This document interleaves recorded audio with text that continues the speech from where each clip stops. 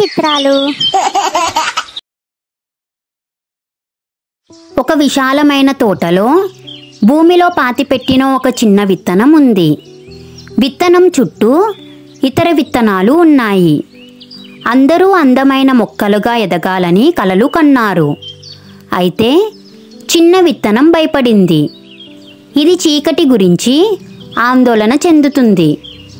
మట్టి నుండి బయటకు రావడంలో ఎదురయ్యే ప్రశ్నల గురించి మరియు ఇతర మొక్కలతో పోల్చి పెద్దగా కాకపోతే ఎలా అన్న భయం కలుగుతుంది. ఒకరోజు తెలివైన ముసలి పురుగు వణుకుతున్న విత్తనాన్ని గమనించింది. ఎందుకు భయపడుతున్నావు చిన్నా అని ముసలి పురుగు అడిగింది. అప్పుడు విత్తనం, నేను ముందు ప్రయాణానికి భయపడుతున్నాను. నేను ఎదగడంలో విఫలమైతే ఎలా? అలానే నేను సూర్యరశ్మిని చేరుకునేంత శక్తి నాలో లేకపోతే ఎలా అని చెప్పింది. అప్పుడు ముసలి పురుగు సానుభూతితో నవ్వుతూ, ప్రతి విత్తనం పెరుగుదలకి భిన్నమైన మార్గం ఉంటుంది, కానీ అందరూ చీకటిలో మొదలవుతారు. ఇది మిమ్మల్ని శక్తివంతంగా చేస్తుంది.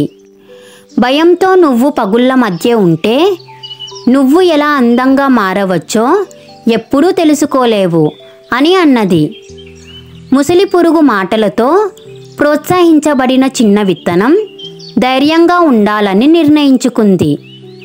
నెమ్మదిగా అది మట్టిలో పోషణను కనుకొని దాని మూలాలను భూమిలోకి నెట్టడం ప్రారంభించింది. కాలక్రమేణా అది చీకటిని చీల్చుకుంటూ పైకి చేరిన ఒక చిన్న ఆకుపచ్చ రెమ్మను మొలకెత్తింది. రోజు రోజుకు ఆ చిన్న విత్తనం బలపడింది. అది సవాలుగా ఎదుర్కొంది. బలమైన గాలులు, భారీ వర్షాలు మరియు మండే ఎండలు. అయితే అది పట్టుదలతో ఉంది.